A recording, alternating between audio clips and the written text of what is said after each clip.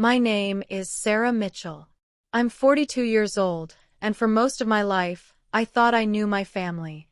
I thought I understood the people who lived under the same roof as me for decades. But the truth only came out the day my father was buried. Seattle, Washington, November 2023. Rain was pouring that Thursday afternoon, as if the sky shared the grief I was pretending to feel. And I say pretending because my relationship with my father, Robert Mitchell, was complicated. Very complicated. But nothing could have prepared me for what happened at the will reading.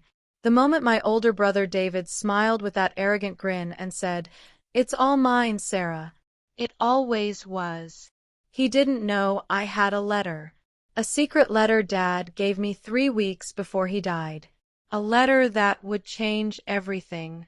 This is the story of how I found out who my family really was, and how I got revenge for the deepest betrayal of my life.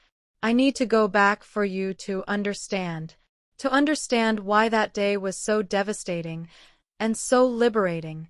I grew up in Bellevue, an upscale suburb outside Seattle.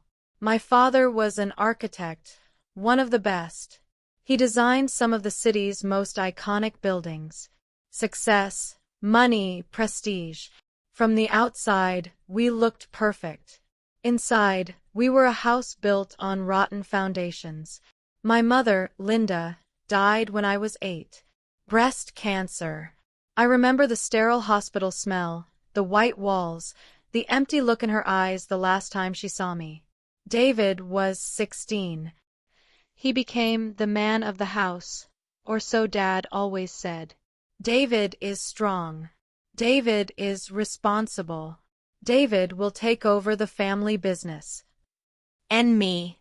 I was just Sarah, the younger daughter, the one who would never be enough. David was always the favorite. It wasn't a secret. Tall, confident, charismatic. He graduated from Harvard, moved back to Seattle, and joined Dad's architecture firm, Mitchell & Associates. I graduated in social work from the University of Washington and worked with low-income families. Dad never understood.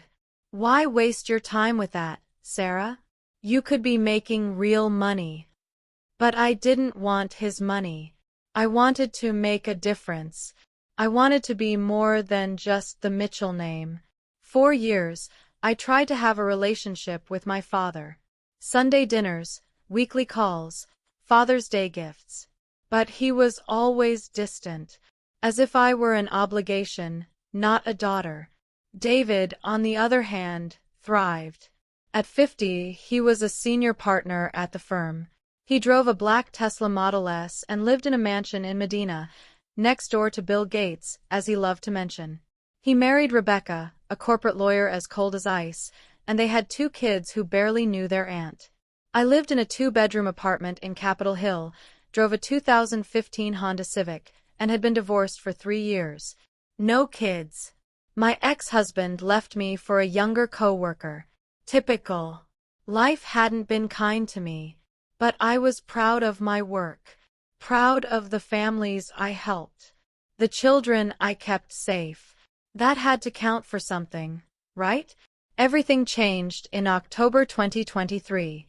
Dad was 76 and dying. Pancreatic cancer, stage 4. Doctors said he had 6 months, but he barely had weeks. I recognized that look in his eyes from when Mom died. I visited him every day at Swedish Medical Center downtown. David came once or twice a week, always with excuses. "I'm closing an important deal, Sarah. You understand." No, I didn't.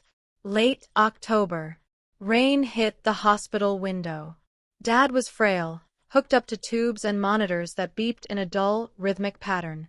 His hands, once strong, capable of drawing brilliant blueprints, now shook like thin paper. "Sarah," he whispered. I moved closer. "I'm here, Dad." His blue eyes locked onto mine. There was something there. Something I had never seen before. Fear. Regret. "I need to give you something." He struggled to reach the drawer beside his bed. "Dad, you should rest." "No," his voice was firm, almost desperate. "Now, before it's too late." He pulled out a yellowed envelope sealed with red wax. It looked ancient, like something from an old movie. "Take this. Don't open it now. Don't show anyone, especially David." His fingers tightened around my wrist with surprising strength. "Promise me, Sarah. Only open it at the will reading, after the lawyer finishes. Promise." My heart pounded. "Dad, what? Promise." He broke into a violent cough. Nurses rushed in and pushed me outside. I stood in the hallway holding the envelope, my hands trembling. The red wax seal had his initials, RM, pressed into it. What was inside? 3 days later, my father died.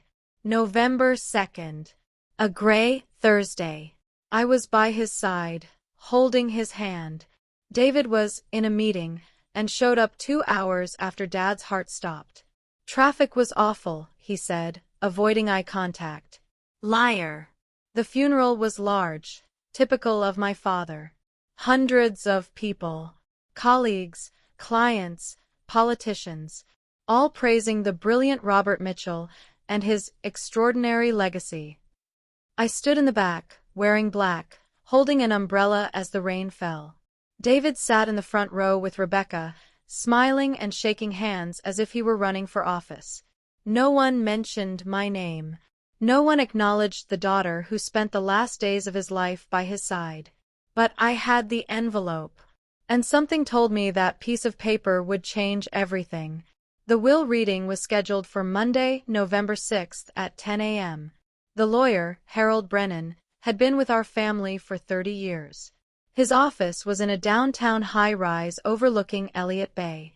Quiet, elegant, the kind of place that smelled like expensive leather and well-kept secrets. I arrived 15 minutes early. David and Rebecca were already there, sitting on leather chairs. He was on his phone. She was reviewing documents. They didn't look at me. David finally spoke without raising his eyes. "Sarah." Punctual as always. I ignored the sarcasm and sat quietly. The conference room was intimidating. Dark mahogany table. Paintings of sailboats. A wall of legal volumes no one had ever read. Through the huge windows, I saw Seattle's gray sky, heavy with rain. Harold entered at exactly 10. Perfect posture, gray hair, gold-rimmed glasses, and a suit that cost more than 3 months of my salary. "I'm deeply sorry for your loss," he said. "Robert was an exceptional man." More polite lies. He opened a leather folder. "This is the last will of Robert James Mitchell, updated on October 15, 2023. 2 weeks before he died." My pulse sped up. The envelope in my bag suddenly felt heavy. Harold began reading legal language. I barely listened until he said, "To my daughter, Sarah Elizabeth Mitchell, I leave the sum of $50,000, along with my personal belongings and family photographs." $50,000. Personal belongings. David smirked. Harold continued. "The remainder of my estate, including my 60% ownership in Mitchell & Associates, my home in Medina, my investments, all bank accounts, and all other assets, I leave entirely to my son, David Robert Mitchell." Silence. Rebecca smiled. David leaned back proudly. "Well," he said, "it's all mine, Sarah. It always was." Inside, something shattered. But I stayed calm. "The total value of the estate," Harold continued, "is estimated at $17 million. $17 million. I got 50,000. David laughed. "Sorry, sis. But Dad knew who actually carried the family legacy." I reached into my bag. "There's something I need to show," I said. All eyes turned to me. I pulled out the old envelope with the unbroken wax seal. "What's that?" David frowned. A letter. Dad gave it to me 3 days before he died. He said to open it only after you finished reading the will. Harold looked puzzled.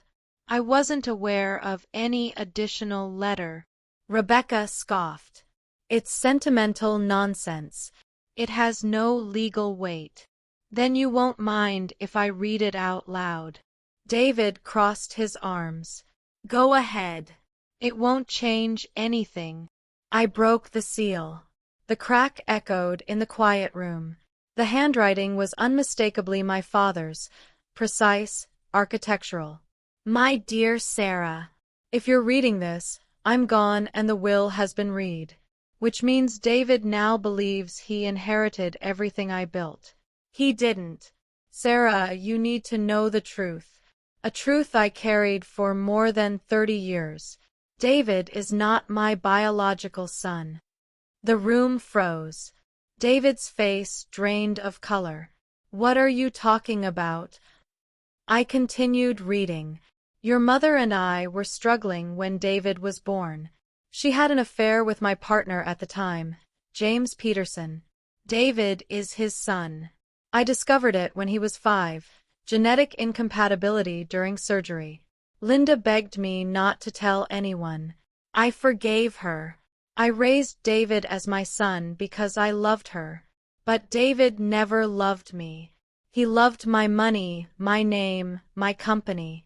He is greedy, manipulative, and in recent years, I discovered he has been embezzling money from the firm. You are my only biological child.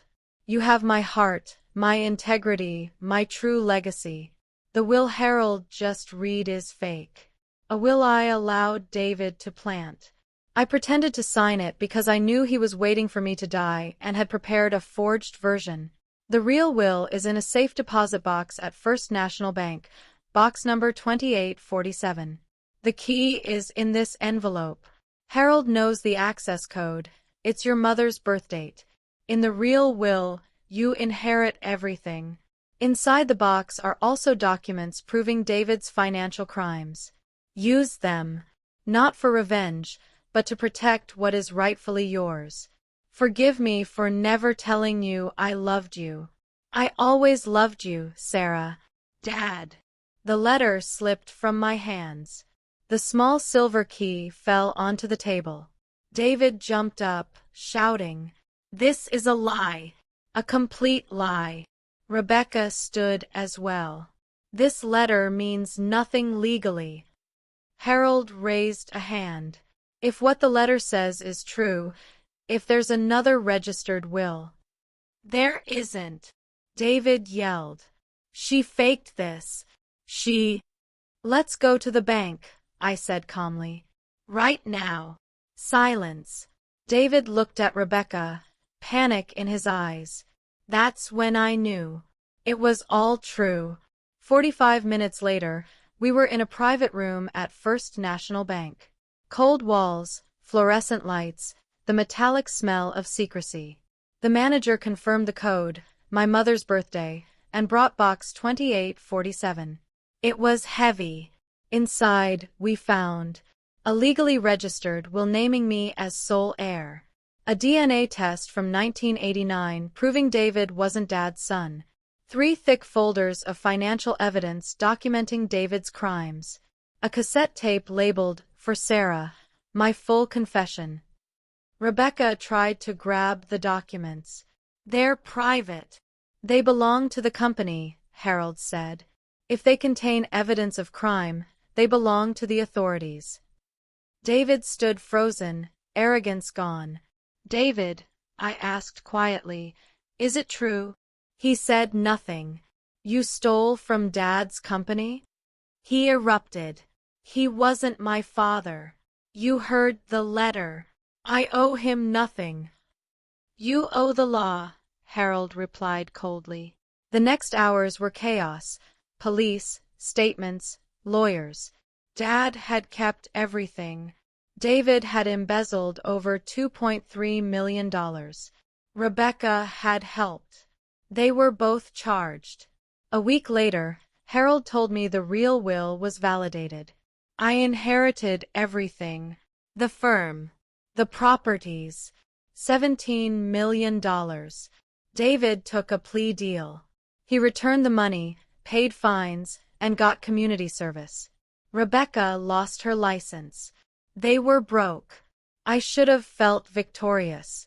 I only felt empty. That night, in my Capitol Hill apartment, rain pattering against the window, I held the cassette tape. I bought an old player from a vintage shop at Pike Place Market and pressed play. Dad's weakened voice filled the room. He explained everything: how he felt betrayed, how he raised David anyway, how his own bitterness and grief turned him into a distant father, how he pushed David too hard, how he failed both of us. He told me I was the one who truly understood integrity, that I had always been the one he should have cherished, that he loved me, that he was sorry. I cried, really cried. Not for the money, not for the years of distance, but because, in the end, my father finally saw me. 6 months later, Seattle was in bloom. I sat in my new office at Mitchell & Associates, my office, and redesigned everything. More light, more open space, more humanity. I created a non-profit division for affordable housing and community spaces. Work Dad never would have done, but work he would have been proud of. I haven't spoken to David. Last I heard, he's working at a small firm far from Seattle, making a fraction of what he made before. I don't feel angry, just sad. Sad for a boy who grew up believing love was conditional. This is my story. The story of how a secret letter changed everything. I learned that family isn't about blood. It's about who stands beside you, who sees you, who truly loves you. Dad took a lifetime to learn that, and he taught me in the only way he knew, by leaving behind the truth. On my desk, I keep a framed photo. I'm 7 years old. Dad is lifting me onto his shoulders on a beach in Oregon. We're both smiling. I don't remember that day, but now every time I look at that photo, I see something I never saw before. I see love. And in the end, that's worth more than any inheritance.